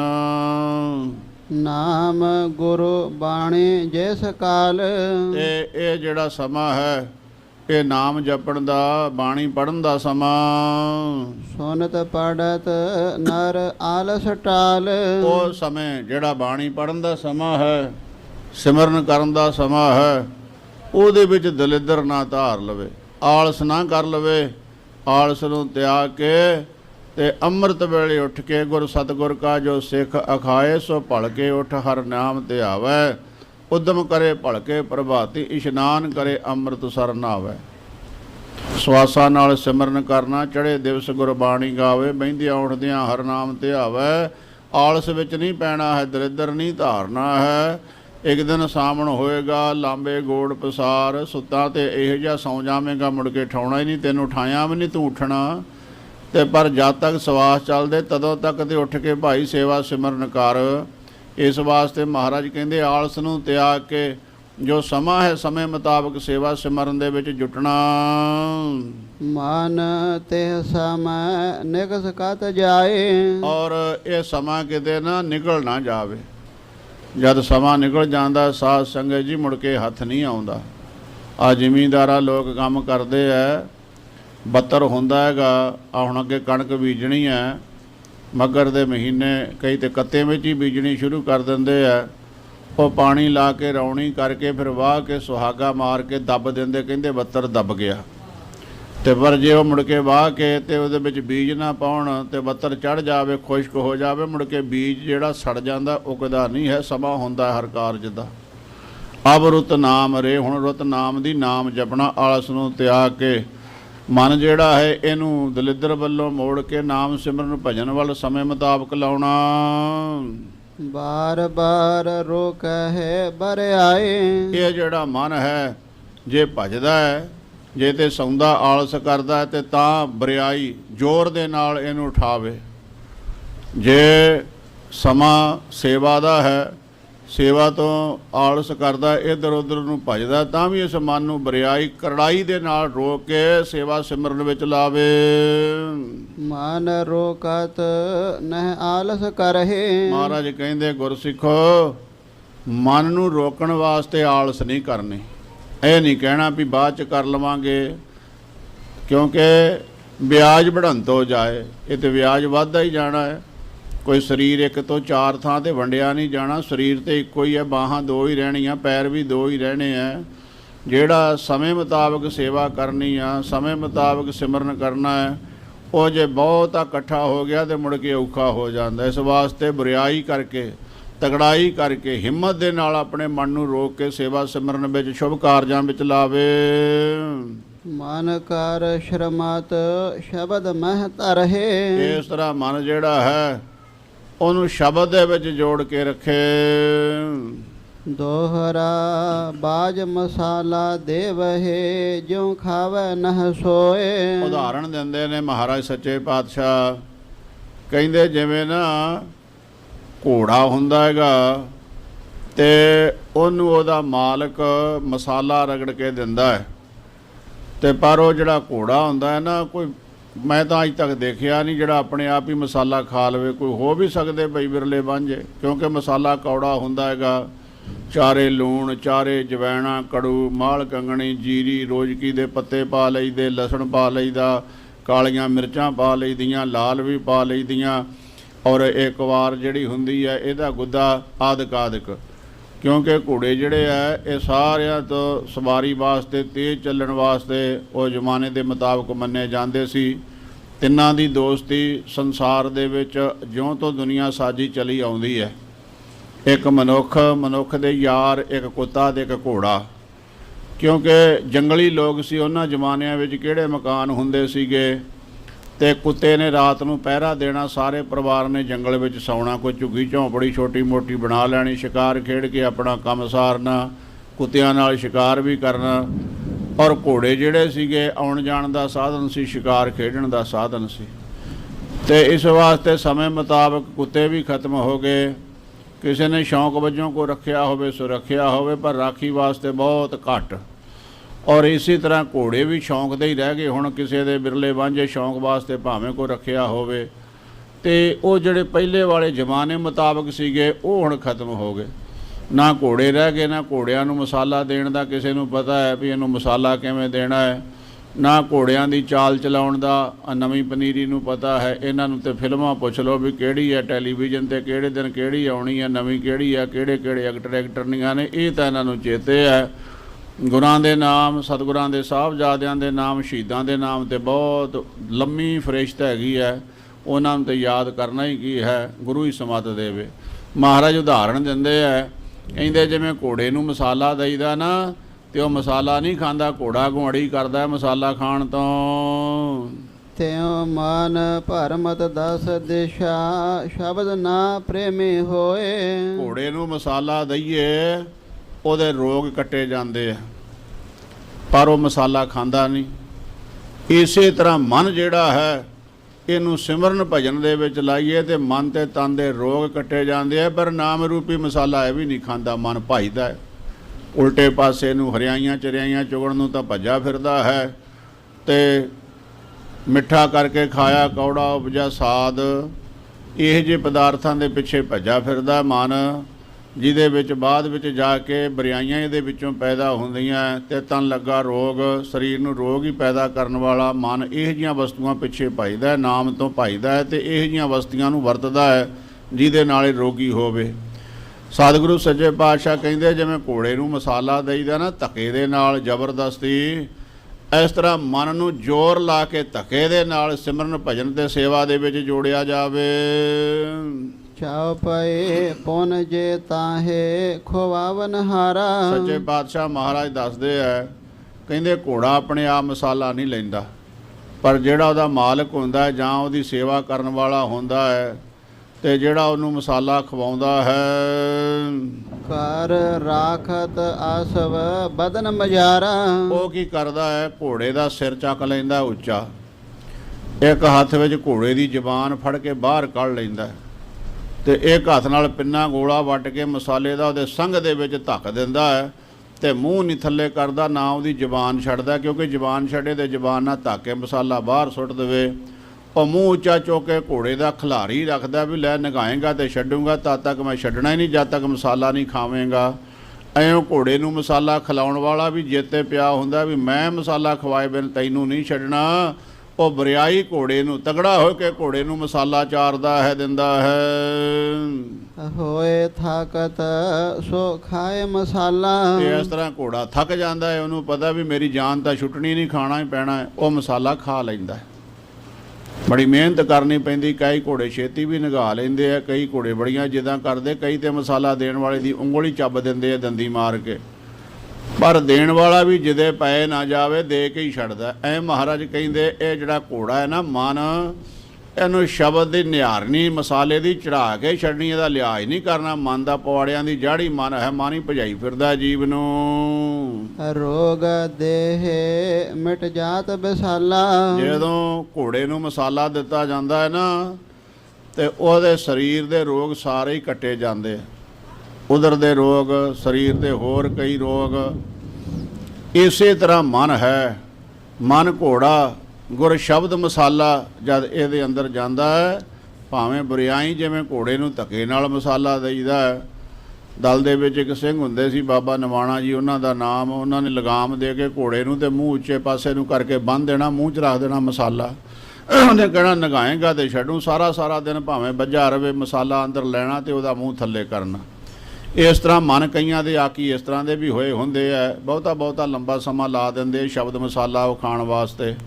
ਮਹਾਰਾਜ ਕਹਿੰਦੇ ਛੱਡਣਾ ਨਹੀਂ ਇਹਦੇ ਮਨ ਨੂੰ, ਤਗੜਿਆਂ ਹੋ ਕੇ ਇਹਦੇ ਪਿੱਛੇ ਪੈ ਜਾਣਾ। ਸ਼ਬਦ ਦਾ ਮਸਾਲਾ ਚੜਾ ਕੇ ਹੀ ਛੱਡਣਾ ਇਸ ਮਨ ਨੂੰ। ਜੇ ਆਲਸ ਕਰ ਨਹਿ ਖੁਆਵਹਿ। ਜੇ ਆਲਸ ਕਰੇ ਘੋੜੇ ਦਾ ਮਾਲਕ, ਦਲਿੱਦਰ ਧਾਰ ਜਵੇ ਵੀ ਚੱਲ ਅੱਛਾ ਨਹੀਂ ਮਸਾਲਾ ਲੈਂਦਾ ਤੇ ਨਹੀਂ ਸਹੀ, ਤਉ ਲਗ ਰੋਗ ਨਾ ਆਸ ਕੋ ਜਾਵਹਿ। ਤਾਂ ਉਹ ਮਸਾਲਾ ਨਾ ਦੇਵੇ ਘੋੜੇ ਨੂੰ ਵੀ ਇਹ ਖਾਂਦਾ ਤੇ ਹੈ ਨਹੀਂ, ਤੇ ਉਹ ਘੋੜਾ ਰੋਗੀ ਹੋ ਕੇ ਅੰਤ ਨੂੰ ਮਰ ਜਾਂਦਾ ਹੈਗਾ। ਰੋਗ ਪੈ ਜਾਂਦਾ ਹੈ ਘੋੜੇ ਨੂੰ, ਤੇ ਉਹ ਮਸਾਲਾ ਨਾ ਖਾਣ ਕਰਕੇ ਉਹਦੀ ਮੌਤ ਹੋ ਜਾਂਦੀ ਹੈ ਮੁਖ ਮੈਂ ਜੋ ਦੇਨ ਮਸਾਲਾ। ਇਸ ਤਰ੍ਹਾਂ ਜਿਹੜਾ ਘੋੜੇ ਦੇ ਮੂੰਹ ਵਿੱਚ ਮਸਾਲੇ ਦਾ ਪਿੰਨਾ ਰੱਖਣਾ ਹੈ, ਸੋ ਭੇ ਡਾਰ ਦੇਤ ਤਤ ਕਾਲਾ। ਉਹ ਜਿਹੜਾ ਕੋਈ ਸੰਭਾਲ ਨਹੀਂ ਨਾ ਕਰਦਾ ਜਵਾਨ, ਘੋੜਾ ਸੰਭਾਲਣ ਵਾਲਾ ਜਾਂ ਉਹਦਾ ਮਾਲਕ, ਕੇਵਲ ਘੋੜੇ ਦੇ ਮੂੰਹ 'ਚ ਮਸਾਲਾ ਰੱਖਿਆ ਤੇ ਥੋੜੀ ਹਿੰਮਤ ਕੀਤੀ, ਮੁੜ ਕੇ ਛੱਡ ਦਿੱਤਾ। ਉਹ ਘੋੜਾ ਜਿਹੜਾ ਗਲ 'ਚ ਹੀ ਮਸਾਲਾ ਮੂੰਹ 'ਚ ਰੱਖ ਕੇ ਫੁੱਟ ਕੇ ਥੱਲੇ ਸੁੱਟ ਦਿੰਦਾ। ਮਸਾਲਾ ਕਿਸੇ ਕੰਮ ਨਹੀਂ ਆਉਂਦਾ। ਕੀਮਤੀ ਵਸਤੂ ਜਿਹੜੀ ਮਿੱਟੀ ਵਿੱਚ ਰੁਲ ਜਾਂਦੀ ਹੈ। ਦੋਹਰਾ ਮਨ ਤੁਰੰਗ ਦੁਰਵਾਸ਼ਨਾ ਦੀਰਘ ਰੋਗ ਸੋ ਜਾਨ। ਸੱਚੇ ਪਾਤਸ਼ਾਹ ਮਹਾਰਾਜ ਕਹਿੰਦੇ ਗੁਰ ਸਿੱਖੋ, ਪਿਰਥੀ ਮੱਲ, ਸ਼ੈਗਲ, ਉਬੈ ਰਾਮ, ਇਹ ਜਿਹੜਾ ਮਨ ਹੈ ਨਾ, ਇਹ ਹੈ ਘੋੜਾ। ਜਿਵੇਂ ਘੋੜੇ ਨੂੰ ਬਿਮਾਰੀਆਂ ਲੱਗੀਆਂ ਹੁੰਦੀਆਂ, ਇਸੇ ਤਰ੍ਹਾਂ ਮਨ ਰੂਪੀ ਘੋੜੇ ਨੂੰ ਦੁਰਵਾਸ਼ਨਾ, ਭੈੜੀਆਂ ਵਾਸ਼ਨਾਵਾਂ, ਵਿਕਾਰਾਂ ਦੇ ਪਿੱਛੇ ਭੱਜੇ ਫਿਰਨਾ ਇਤਿਆਦਿਕ ਇਹ ਬਿਮਾਰੀਆਂ ਲੱਗੀਆਂ ਹੋਈਆਂ ਹਨ। ਸ਼ਬਦ ਧਿਆਨ ਮਹਿ ਜੋਰਨੋ ਪੇਖਜ ਤਾਂ ਪਹਿਚਾਨ। ਤੇ ਇਸ ਤਰ੍ਹਾਂ ਸ਼ਬਦ ਦੇ ਨਾਲ ਇਸ ਮਨ ਨੂੰ ਜੋੜਨਾ, ਇਸੇ ਵਿੱਚ ਹੀ ਤੰਦਰੁਸਤੀ ਹੈ। ਜੇ ਸ਼ਬਦ ਨਾਲ ਮਨ ਨਹੀਂ ਜੁੜਦਾ ਤੇ ਇਹ ਜਿਵੇਂ ਘੋੜਾ ਮਸਾਲਾ ਖਾਣ ਤੋਂ ਬਿਨਾਂ ਬਿਮਾਰ ਹੋ ਜਾਂਦਾ ਹੈ ਤੇ ਬਿਮਾਰ ਹੋ ਕੇ ਮਰ ਜਾਂਦਾ ਹੈਗਾ, ਇਸੇ ਤਰ੍ਹਾਂ ਮਨ ਦੀ ਅਵਸਥਾ ਹੁੰਦੀ ਹੈ। ਚਾਪਏ ਜਬ ਹੈ ਸ਼ਬਦ ਨ ਮਨ ਸਮਝਾਇਓ। ਜਦੋਂ ਸ਼ਬਦ ਨੇ ਮਨ ਨੂੰ ਸਮਝਾਇਆ, ਕਿਉਂਕਿ ਸ਼ਬਦ ਦਾ ਅਸਰ ਹੋ ਗਿਆ। ਆ ਗੁਰਬਾਣੀ ਦਾ ਕਈ ਗੁਰਮੁਖ ਪਾਠ ਕਰਦੇ ਆ ਬੜੇ ਰਸ ਵਿੱਚ ਆ ਕੇ, ਜਦੋਂ ਬਾਣੀ ਪੜ੍ਹਦੇ ਆ ਨਾ ਤੇ ਉਹਨਾਂ ਦੇ ਐ ਹੁੰਦਾ ਵੀ ਅੰਮ੍ਰਿਤ ਦੀਆਂ ਘੁੱਟਾਂ ਜਿਹੜੀਆਂ ਨੇ ਉਹ ਬਖਸ਼ਿਸ਼ ਕਰ ਰਹੇ ਨੇ। ਐਸਾ ਪਿਆਰ ਵਿਰਾਗ ਵਿੱਚ ਬਾਣੀ ਪੜ੍ਹਦੇ ਆ। ਜਦ ਬਾਣੀ ਪੜ੍ਹਦੇ ਆ, ਇੱਕ ਇੱਕ ਅੱਖਰ ਜਿਹੜਾ ਹੈ ਉਹ ਅਸਰ ਕਰਦਾ ਹੈ ਹਿਰਦੇ ਦੇ ਉੱਤੇ। ਕਾਜੈ ਕਰਨ ਬਾਜ ਸਮ ਪਾਇਓ। ਇਹ ਜਿਹੜਾ ਪਿਆਰ ਦੇ ਨਾਲ ਬਾਣੀ ਪੜ੍ਹਨੀ ਹੈ, ਇਹ ਮਨ ਰੂਪੀ ਘੋੜੇ ਨੂੰ ਕਾਜੇ ਕਰਨ ਹੈ। ਜਿਵੇਂ ਘੋੜੇ ਨੂੰ ਮਸਾਲਾ ਦਿੱਤਾ ਜਾਂਦਾ ਤੇ ਜਦੋਂ ਮਸਾਲਾ ਖਾ ਲੈਂਦਾ ਹੈ ਨਾ, ਉਹਦੇ ਮੂੰਹ ਦੇ ਵਿੱਚ ਘੋੜੇ ਦੇ ਲਗਾਮ ਚਾੜ ਕੇ ਤੇ ਉਹਨੂੰ ਫਿਰ ਉਹਦੀਆਂ ਵਾਗਾਂ ਡੋਰ ਜਿਹੜੀ ਹੈ ਪਿੱਛੇ ਕਮਰ ਦੇ ਨਾਲ ਘੁੱਟ ਕੇ ਬੰਨ੍ਹ ਦਿੰਦੇ ਆ, ਤੇ ਉਹ ਮੂੰਹ ਉਹਦਾ ਕੌੜਾ ਹੋਇਆ ਹੁੰਦਾ, ਲਗਾਮ ਚੜ੍ਹੀ ਹੋਣ ਕਰਕੇ ਉਹ ਕੋਈ ਚੀਜ਼ ਖਾ ਨਹੀਂ ਸਕਦਾ, ਤੇ ਉਹਦੀ ਵਾਜੂ ਜਾਂ ਹੋਰ ਪਾਣੀ ਗੰਦਾ ਮੰਦਾ ਮੂੰਹ 'ਚੋਂ ਸਾਰਾ ਲਾਲਾਂ ਬਣ ਕੇ ਡੁੱਲ ਜਾਂਦਾ ਹੈ। ਇਸ ਤਰ੍ਹਾਂ ਮਹਾਰਾਜ ਕਹਿੰਦੇ ਜਿਹੜਾ ਮਨ ਨੂੰ ਸ਼ਬਦ ਦੇ ਨਾਲ ਜੋੜਨਾ, ਇਹ ਘੋੜੇ ਨੂੰ ਕਾਜੇ ਕਰਨ ਵਾਂਗੂ ਹੈ। ਜਿਵੇਂ ਘੋੜੇ ਨੂੰ ਕਾਜੇ ਕੀਤਾ ਜਾਂਦਾ ਹੈ, ਕੰਡਿਆਲਾ ਦੇ ਕੇ ਤੇ ਉਹਦੀ ਡੋਰ ਲੱਕ ਨਾਲ ਬੰਨ੍ਹ ਦਿੱਤੀ ਜਾਂਦੀ ਹੈ ਕੱਸ ਕੇ, ਇੱਧਰ ਉੱਧਰ ਮੂੰਹ ਨਹੀਂ ਮਾਰਦਾ। ਇਸੇ ਤਰ੍ਹਾਂ ਮਨ ਨੂੰ ਸ਼ਬਦ ਦਾ ਕਾਜਾ ਚੜਾਉਣ ਦੇ ਨਾਲ ਇਹ ਮਨ ਵਸ ਵਿੱਚ ਰਹਿੰਦਾ, ਵਿਸ਼ੇ ਵਿਕਾਰਾਂ ਵੱਲ ਇੱਧਰ ਉੱਧਰ ਭਜਦਾ ਨਹੀਂ ਹੈ। ਜਨਮ ਮਰਨ ਕੋ ਰੋਗ ਬਿਦਾਰਾ। ਇਹ ਜੰਮਣ ਮਰਨ ਦਾ ਰੋਗ ਖਤਮ ਹੋ ਜਾਂਦਾ ਹੈ। ਇਹੋ ਸ਼ਾਂਤ ਕੇ ਤਪ ਜੋ ਸੁਖਾਰਾ। ਮਹਾਰਾਜ ਕਹਿੰਦੇ ਸ਼ਾਂਤ ਕੀ ਤਪ ਹੈ, ਸ਼ਾਂਤ ਕੀ। ਸੁਨ ਕੈ ਸ਼੍ਰੀ ਨਾਨਕ ਕੇ ਬਚਨਾ। ਇਹ ਬਚਨ ਧੰਨ ਗੁਰੂ ਨਾਨਕ ਸਾਹਿਬ ਸੱਚੇ ਪਾਤਸ਼ਾਹ ਮਹਾਰਾਜ ਜੀ ਦੇ, ਇਹਨਾਂ ਤਿੰਨਾਂ ਹੀ ਗੁਰਸਿੱਖਾਂ ਨੇ, ਪਿਰਥੀ ਮੱਲ ਨੇ, ਔਰ ਇਸੇ ਤਰ੍ਹਾਂ ਸ਼ੈਗਲ ਹੈ, ਅਭੈ ਰਾਮ ਹੈ, ਗਰੀਬ ਨਵਾਜ ਪਾਤਸ਼ਾਹ ਦੇ ਅੰਮ੍ਰਿਤ ਸਰੂਪ ਬਚਨਾਂ ਨੂੰ ਸੁਣਿਆ। ਇਹਨ ਤੇਨੋ ਕੇਨੋ ਮਨ ਖਚਨਾ। ਤੇ ਇਹਨਾਂ ਤਿੰਨਾਂ ਦਾ ਮਨ ਜਿਹੜਾ ਹੈ, ਜਿਵੇਂ ਸਤਿਗੁਰਾਂ ਨੇ ਉਪਦੇਸ਼ ਬਖਸ਼ਿਸ਼ ਕੀਤਾ, ਉਹ ਉਪਦੇਸ਼ ਦੇ ਨਾਲ ਜੁੜ ਗਿਆ। ਜਹ ਸਤ ਸੰਗਤ ਸੁਨ ਹੈ ਸਿਧਾਵਹਿ। ਇਹ ਜਿੱਥੇ ਵੀ ਕੋਈ ਸਤ ਸੰਗਤ ਹੁੰਦੀ ਹੈ, ਗੁਰੂ ਕੀਆਂ ਸੰਗਤਾਂ ਬੈਠਦੀਆਂ, ਜੋੜ ਮੇਲ ਕਰਦੀਆਂ, ਇਹ ਤਿੰਨੋਂ ਹੀ ਗੁਰਮੁਖ ਜਨ ਉੱਥੇ ਪਹੁੰਚ ਜਾਂਦੇ ਹੈ। ਸੇਵਾ ਕਰਹਿ ਸ਼ਬਦ ਮੁਖ ਗਾਵਹਿ। ਅਤੇ ਜਾ ਕੇ ਸੰਗਤ ਦੀ ਸੇਵਾ ਕਰਦੇ ਆ। ਝਾੜੂ ਦੇਣਾ, ਪਾਣੀ ਤੌਂਕਣਾ, ਦਰੀਆਂ ਵਿਛਾਉਣੀਆਂ, ਜਲ ਭਰਨਾ, ਪ੍ਰਸ਼ਾਦੇ ਪਕਾਉਣੇ, ਲੰਗਰ ਵਰਤਾਉਣਾ, ਤੇ ਸੇਵਾ ਦੇ ਨਾਲ ਨਾਲ ਕੀਰਤਨ ਵੀ ਬੜਾ ਸੋਹਣਾ ਕਰਦੇ।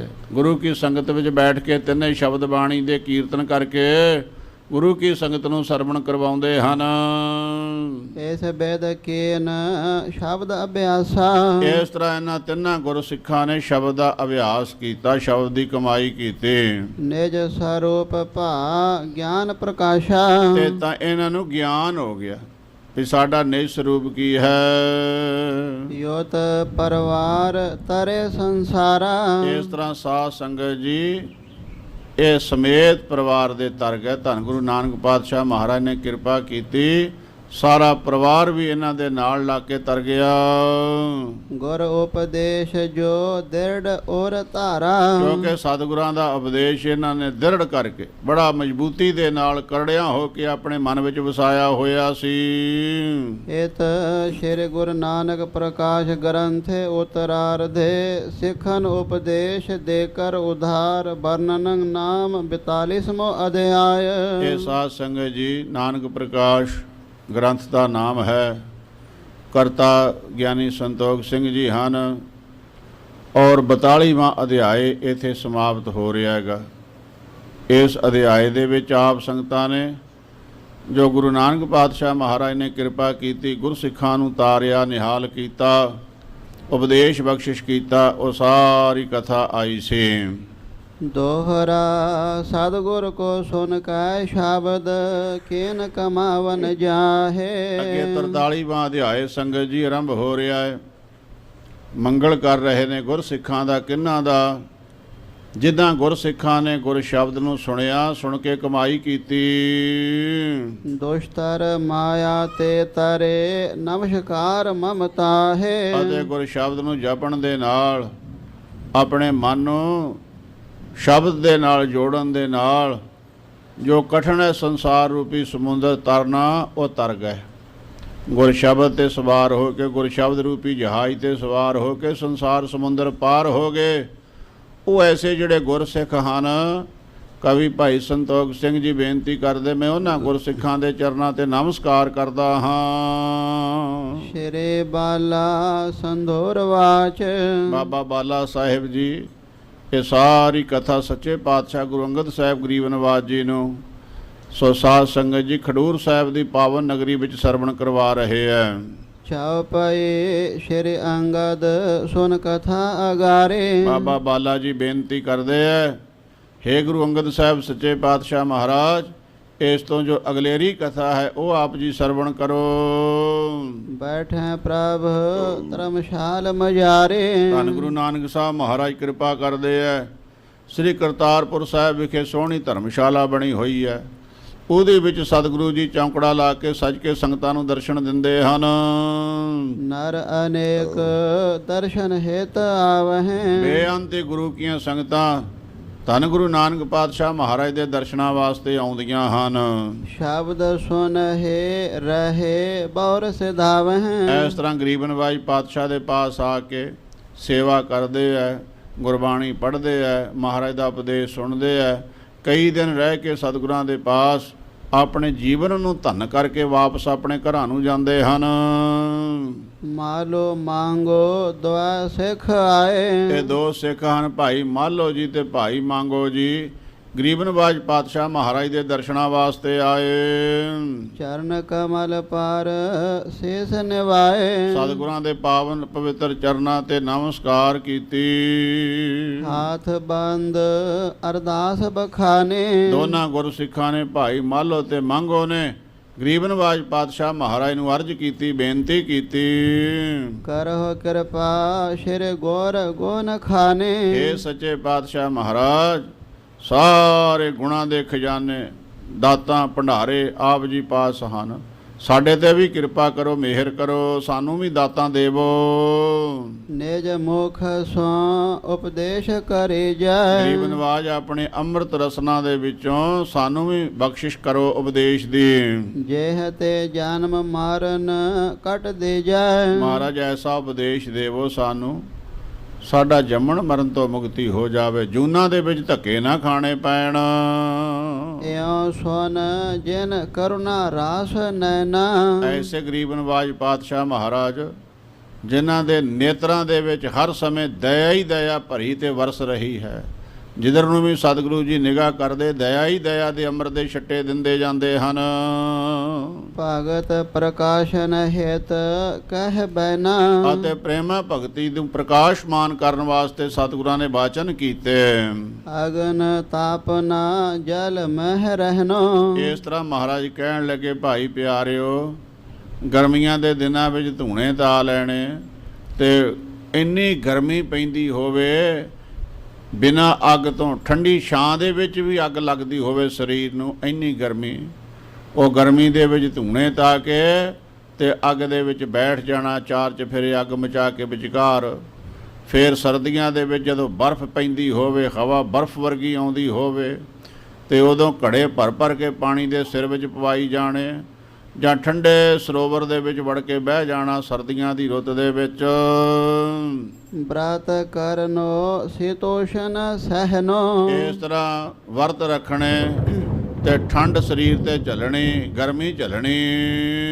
ਉਰਧ ਬਾਹੋ ਅਧੋ ਸਿਰ ਕਰਨਾ, ਹਾਂਜੀ, ਉਰਧ ਬਾਹੋਂ ਅਧੋ ਸਿਰ ਕਰਨਾ, ਇਸੇ ਤਰ੍ਹਾਂ ਬਾਹਾਂ ਉੱਪਰ ਨੂੰ ਕਰਕੇ ਬੈਠੇ ਰਹਿਣਾ, ਜਾਂ ਇੱਕ ਬਾਂਹ ਉੱਪਰ ਨੂੰ ਕਰ ਲੈਣੀ, ਇੱਕ ਥੱਲੇ ਨੂੰ ਕਰ ਲੈਣੀ। ਇਸ ਤਰ੍ਹਾਂ ਹੀ ਜੀਵਨ ਬਤੀਤ ਕਰਨਾ, ਕਸ਼ਟ ਦੇ ਕੇ ਆਪਣੇ ਸਰੀਰ ਨੂੰ। ਖਰੇ ਹੋਨ ਛਿਰ ਲਾਓ ਇੱਕ ਚਰਨਾ, ਤੇ ਇਸੇ ਤਰ੍ਹਾਂ ਇੱਕ ਪੈਰ ਚੱਕ ਕੇ ਆਪਣੇ ਗੋਡੇ ਤੇ ਦੂਏ ਤੇ ਰੱਖ ਲੈਣਾ, ਤੇ ਇੱਕ ਹੀ ਪੈਰ ਤੇ ਖਲੋਤੇ ਰਹਿਣਾ ਸਾਲਾਂ ਬੱਧੀ।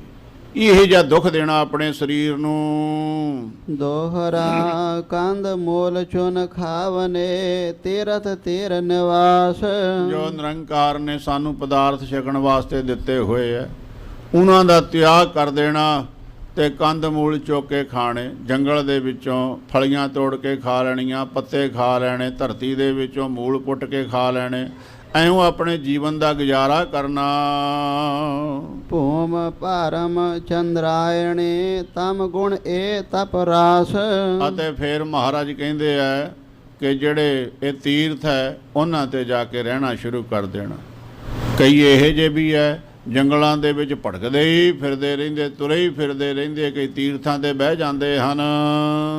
ਛਾਉ ਪਈ ਗੋਤੇ ਮਨ ਜੋ ਇਕਾਗਰ ਕਰਨੋ, ਸੱਚੇ ਪਾਤਸ਼ਾਹ ਮਹਾਰਾਜ ਕਹਿੰਦੇ ਆ ਇਹ ਹੈ ਤਾਮਸੀ ਭਜਨ।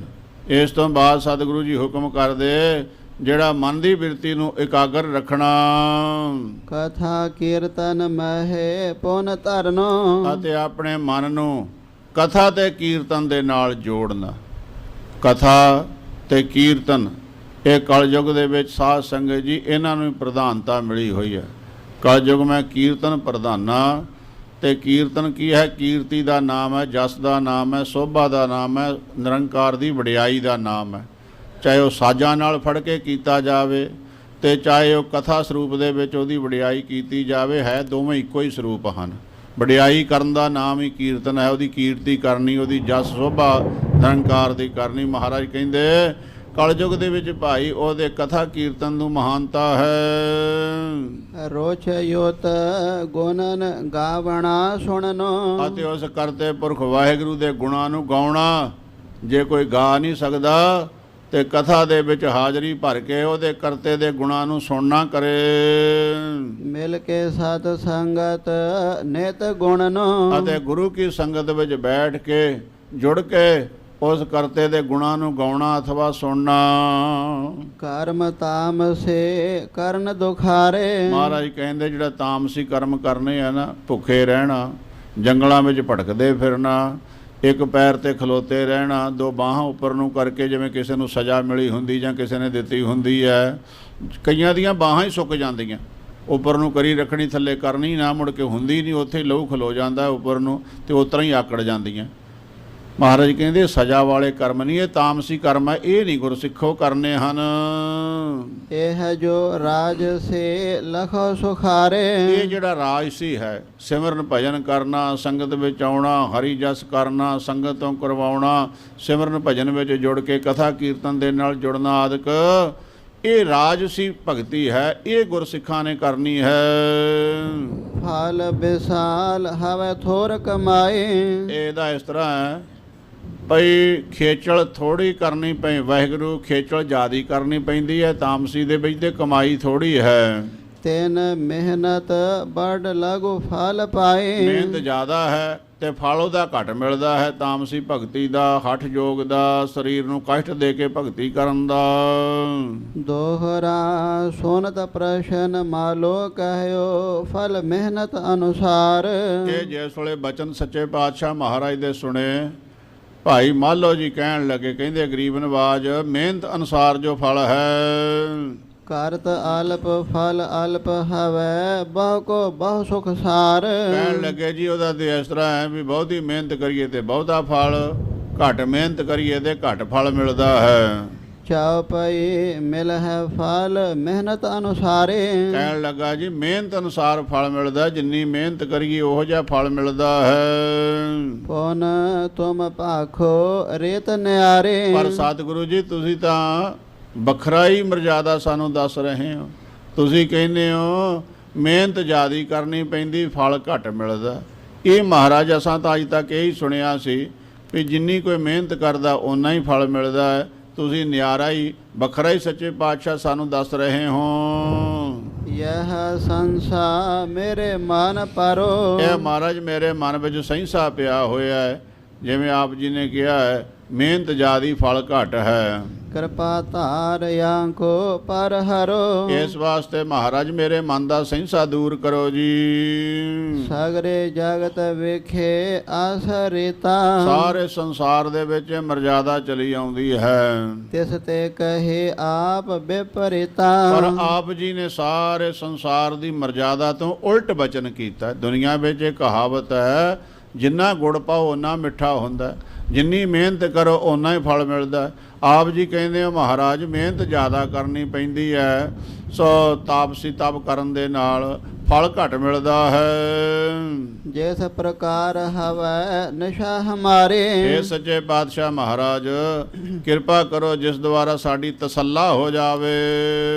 ਸੋ ਸਮਝਾਵਹੁ ਰੇਤ ਸੁਖਾਰੇ। ਉਹ ਸਾਨੂੰ ਰੀਤੀ ਸਮਝਾਓ, ਉਹ ਸਾਨੂੰ ਮਰਜ਼ਾਦਾ ਦੱਸੋ ਜੀ। ਸ਼ੇਰੇ ਮੁਖ ਪਨਿਓ ਨਾ ਸੰਸਾ ਕੇ ਜਾਏ। ਗਰੀਬ ਨਵਾਜ ਗੁਰੂ ਨਾਨਕ ਪਾਤਸ਼ਾਹ ਮਹਾਰਾਜ ਇਹਨਾਂ ਗੁਰਸਿੱਖਾਂ ਨੂੰ ਕਹਿਣ ਲੱਗੇ, ਭਾਈ ਪਿਆਰਿਓ ਸਹਿੰਸਾ ਨਾ ਕਰੋ। ਜਗ ਮੈਂ ਪ੍ਰਗਟ ਸੋ ਬੇਦ ਸੁਨ ਲੈ ਜਾਏ। ਇਹ ਸੰਸਾਰ ਦੇ ਵਿੱਚ ਜੋ ਪ੍ਰਗਟ ਤੌਰ ਤੇ ਪ੍ਰਤੱਖ ਸਰੂਪ ਦੇ ਵਿੱਚ ਜਾਣਿਆ ਜਾਂਦਾ ਹੈ, ਉਹ ਅਸੀਂ ਤੁਹਾਨੂੰ ਖੁਲਾਸਾ ਕਰਕੇ ਦੱਸਦੇ ਸਮਝਾਉਂਦੇ ਹਾਂ। ਇੱਕ ਨਾਰ ਬਨ ਤੇ ਸਮਧਾ ਆਨਹਿ। ਮਹਾਰਾਜ ਉਦਾਹਰਨਾਂ ਦੇ ਕੇ ਦੱਸ ਰਹੇ। ਕਹਿੰਦੇ ਇੱਕ ਮਨੁੱਖ ਹੁੰਦਾ ਹੈ, ਉਹ ਜੰਗਲ ਵਿੱਚ ਜਾਂਦਾ ਹੈਗਾ, ਸਾਰਾ ਦਿਨ ਵਿਚਾਰਾ ਲੱਕੜੀਆਂ ਕੱਟਦਾ ਹੈ ਤੇ ਲੱਕੜੀਆਂ ਦਾ ਭਰਾ ਪੰਡ ਬੰਨ੍ਹ ਕੇ ਉਹ ਲੈ ਕੇ ਆਉਂਦਾ ਹੈ। ਬੇਜ ਬਾਜ਼ਾਰ ਕਰਤ ਗੁਜਰਾ ਨਹਿ। ਅਤੇ ਬਾਜ਼ਾਰ ਵਿੱਚ ਲਿਆ ਕੇ ਉਹ ਲੱਕੜੀਆਂ ਜੰਗਲ ਵਿੱਚੋਂ ਲਿਆਂਦੀਆਂ ਹੋਈਆਂ ਵੇਚਦਾ। ਉਹਦੇ ਨਾਲ ਆਪਦਾ ਤੇ ਆਪਣੇ ਪਰਿਵਾਰ ਦਾ ਉਧਰ ਪਾਲਦਾ ਹੈ। ਕਰਤ ਮਜੂਰੇ ਬਹੁ ਸ਼ਰਮ ਪਾਵਹਿ। ਤੇ ਉਹ ਮਜ਼ਦੂਰੀ ਕਰਦਾ ਵਿਚਾਰਾ, ਥੱਕ ਜਾਂਦਾ ਸਾਰਾ ਦਿਨ। ਜਿਉਂ ਜੰਗਲ ਵਿੱਚ ਜਾਂਦਾ, ਪਹਿਲਾਂ ਤੁਰ ਕੇ ਕਿੰਨਾ ਲੰਬਾ ਜਾਣਾ, ਉੱਥੇ ਲੱਕੜੀਆਂ ਕੱਟਣੀਆਂ, ਕੱਟਣ 'ਤੇ ਵੀ ਤਾਕਤ ਜ਼ੋਰ ਲੱਗਦੀ ਹੈ। ਫਿਰ ਉਹਨਾਂ ਨੂੰ ਹਿਸਾਬ ਨਾਲ ਵੱਢ ਕੇ ਪੰਡ ਭਰਾ ਬੰਨਣਾ, ਫਿਰ ਚੱਕ ਕੇ ਮਹਾਰਾਜ ਕਹਿੰਦੇ ਸਾਰਾ ਦਿਨ ਥੱਕ ਜਾਂਦਾ ਹੈ, ਬਸ ਹੋ ਜਾਂਦੀ ਉਹਦੀ। ਤਿਨ ਕੋ ਮੋਲ ਥੋਰ ਕਰ ਆਵਹਿ। ਪਰ ਉਹਨੂੰ ਸਾਰਾ ਦਿਨ ਐਡੀ ਲੰਬੀ ਖੇਚਲ ਕਰਨ ਦੇ ਨਾਲ ਮਿਲਦਾ ਕੀ, ਬਹੁਤ ਥੋੜਾ ਜਿਹਾ ਮੁੱਲ, ਬਹੁਤ ਥੋੜੇ ਪੈਸੇ ਮਿਲਦੇ ਆ, ਜਿਨ੍ਹਾਂ ਨਾਲ ਬੜੇ ਮੁਸ਼ਕਲ ਦੇ ਨਾਲ ਪਰਿਵਾਰ ਦਾ ਗੁਜ਼ਾਰਾ ਚੱਲਦਾ ਹੈ। ਪੁਨ ਜੇ ਬਨਜ ਕਰਹਿ ਹਟਵਾਨਾ। ਫਿਰ ਸੱਚੇ ਪਾਤਸ਼ਾਹ ਕਹਿੰਦੇ, ਤੁਸੀਂ ਕਹਿੰਦੇ ਹੋ ਭਈ ਜਿੰਨੀ ਕੋਈ ਮਿਹਨਤ ਕਰਦਾ ਓਨਾ ਫਲ ਮਿਲਦਾ। ਮਹਾਰਾਜ ਕਹਿੰਦੇ ਸੁਣੋ ਹੁਣ ਅਸੀਂ ਦੱਸਦੇ। ਇਹ ਤਾਂ ਹੋ ਗਿਆ ਲੱਕੜਹਾਰਾ, ਲੱਕੜਾਂ ਲਿਆ ਕੇ ਵੇਚਣ ਵਾਲਾ। ਦੂਏ ਨੰਬਰ ਤੇ ਮਹਾਰਾਜ ਕਹਿੰਦੇ ਉਹ ਵਪਾਰੀ ਹਟਵਾਣੀ, ਹੱਟੀ ਕਰਦਾ, ਦੁਕਾਨ ਕਰਿਆਨੇ ਆਦਿਕ ਦੀ ਕਰਦਾ ਹੈ। ਲਵਣ ਤੇਲ ਅਨ ਜੇ ਬੈਧ ਨਾਨਾ। ਉਹਦੇ ਕੋਲ ਕੀ ਹੁੰਦਾ, ਅੰਨ ਅਨਾਜ ਹੁੰਦਾ ਹੈ, ਲੂਣ ਤੇਲ ਆਦਿਕ ਸਮਾਨ, ਹਲਦ ਆਦਿਕ ਹੁੰਦੀ ਹੈ। ਤਿਨ ਤੇ ਇਨ ਕੋ ਲਾਭ ਕਨੇਰੋ। ਪਰ ਉਹ ਬੈਠਾ ਹੋਇਆ ਹੀ ਲੱਕੜਹਾਰੇ ਨਾਲੋਂ ਤਾਂ ਜ਼ਿਆਦਾ ਹੀ ਕਮਾ ਲੈਂਦਾ ਨਾ। ਉਹਨੂੰ ਮਿਹਨਤ ਵੀ ਨਹੀਂ ਕਰਨੀ ਪੈਂਦੀ, ਜੰਗਲ ਵਿੱਚ ਭਟਕਣਾ ਨਹੀਂ ਪੈਂਦਾ, ਲੱਕੜ ਵੱਢਣੀ ਨਹੀਂ ਪੈਂਦੀ, ਧੱਕੇ ਨਹੀਂ ਖਾਣੇ ਪੈਂਦੇ, ਆਰਾਮ ਨਾਲ ਕਰ। ਤੇ ਉਹ ਲੱਕੜਹਾਰੇ ਨਾਲੋਂ ਪੈਸੇ ਵੀ 4 ਚੰਗੇ ਕਮਾ ਲੈਂਦਾ ਤੇ ਸੁੱਖ ਵੀ ਮਾਣਦਾ ਹੈ। ਉਹ ਉੱਠ ਕੇ ਇੱਧਰ ਉੱਧਰ ਨਹੀਂ ਜਾਣਾ ਪੈਂਦਾ, ਉਹਨੂੰ ਜ਼ਿਆਦਾ ਭਟਕਣਾ ਨਹੀਂ ਪੈਂਦਾ। ਸ਼ਰਾਮ ਥੋਰੋ ਹਵੈ ਪ੍ਰਗਟ ਸੋਹੇਰੋ। ਥਕਾਵਟ ਦੁੱਖ ਤਕਲੀਫ ਘੱਟ ਤੇ ਆਮਦਨ ਲੱਕੜਹਾਰੇ ਨਾਲੋਂ ਜ਼ਿਆਦਾ। ਅਪਰ ਰੁਪਇਨ ਕੇ ਵਿਵਹਾਰੇ। ਇਸੇ ਤਰ੍ਹਾਂ ਫੇਰ ਮਹਾਰਾਜ ਕਹਿੰਦੇ ਤੀਏ ਨੰਬਰ ਤੇ ਜਿਹੜੇ ਮਾਇਆ ਦਾ ਲੈਣ ਦੇਣ ਕਰਦੇ ਆ, ਪੈਸੇ ਦਾ ਹਿਸਾਬ ਕਿਤਾਬ ਕਰਦੇ ਹਨ ਲੈਣ ਦੇਣ ਦਾ, ਲਾਭ ਬਹੁਤ ਲੈ ਰਹਾ ਸੁਖਾਰੇ। ਉਹ ਲਾਭ ਬਹੁਤਾ ਮਿਲਦਾ ਤੇ ਸੌਖੇ ਰਹਿੰਦੇ, ਉਹਨਾਂ ਨੂੰ ਜ਼ਿਆਦਾ ਮਿਹਨਤ ਕੋਈ ਕਰਨੀ ਨਹੀਂ ਪੈਂਦੀ ਹੈ। ਇੱਕ ਜਵਾਹਰੇ ਸੁਖ ਸੋ ਬੈਸੇ। ਉਸ ਤੋਂ ਫੇਰ ਉੱਪਰ ਸੱਚੇ ਪਾਤਸ਼ਾਹ ਮਹਾਰਾਜ ਕਹਿੰਦੇ ਕਿ ਜਵਾਹਰੀ ਲੋਕ ਹੁੰਦੇ ਆ, ਹੀਰੇ ਜਵਾਹਰਾਤਾਂ ਦਾ ਵਪਾਰ ਕਰਨ ਵਾਲੇ ਬੜੇ ਹੀ ਆਰਾਮ ਨਾਲ ਬੈਠੇ ਰਹਿੰਦੇ ਹਨ। ਤਨ ਕੋ ਖੇਦ ਦੇਤ ਨ ਕੈਸੇ। ਉਹਨਾਂ ਨੂੰ ਕਿਸੇ ਤਰ੍ਹਾਂ ਵੀ ਸਰੀਰ ਨੂੰ ਦੁੱਖ ਦੇਣ ਦੀ ਲੋੜ ਨਹੀਂ ਪੈਂਦੀ।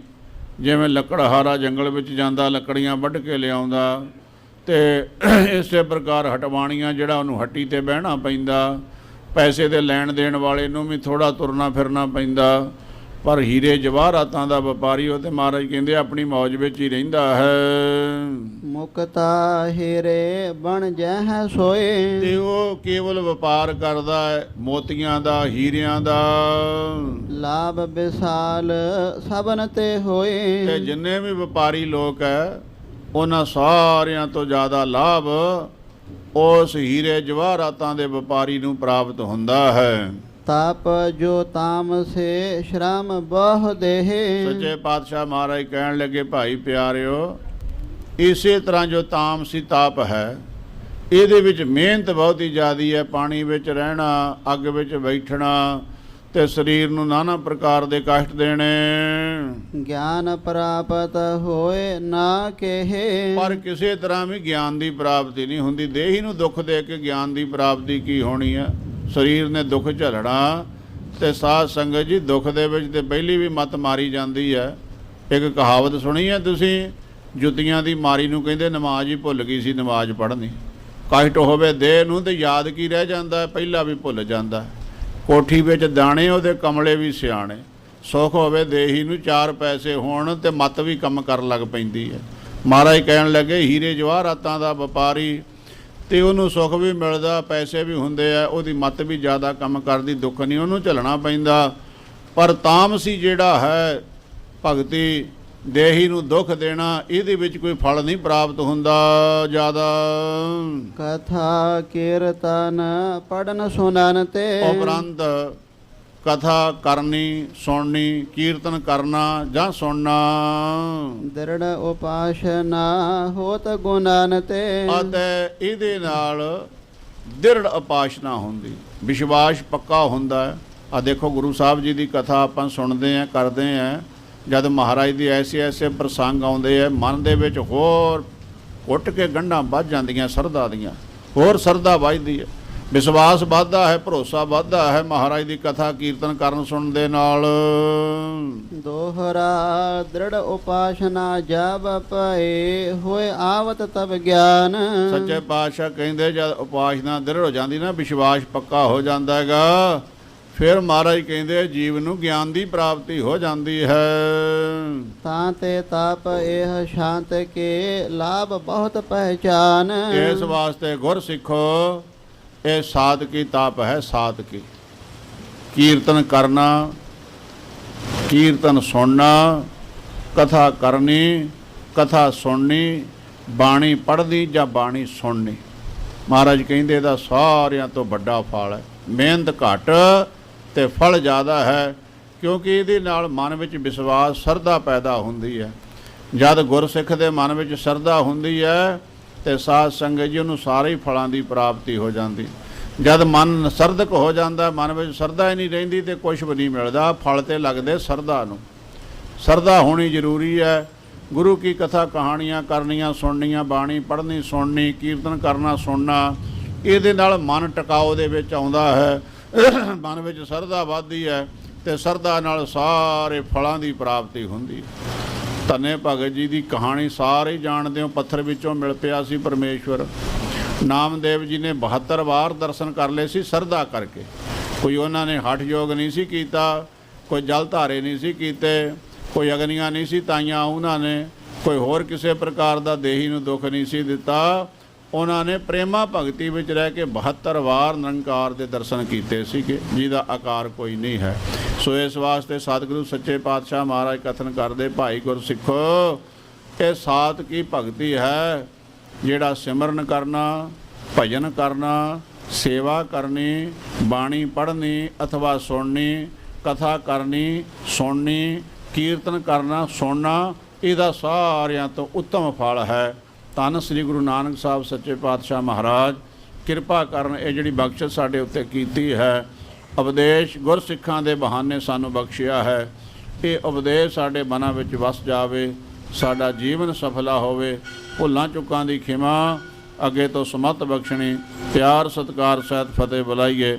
ਵਾਹਿਗੁਰੂ ਜੀ ਕਾ ਖਾਲਸਾ, ਵਾਹਿਗੁਰੂ ਜੀ ਕੀ ਫਤਿਹ। ਅਚੁਤ ਹੈ ਪਾਰ ਬ੍ਰਹਮ ਅਵਨਾਸੀ, हे पूरन हे सर्व मैं दुख भंजन, हे संगी हे निरंकार, हे गोविंद हे गुण निधान झांक सदा, हे अपरंपर हर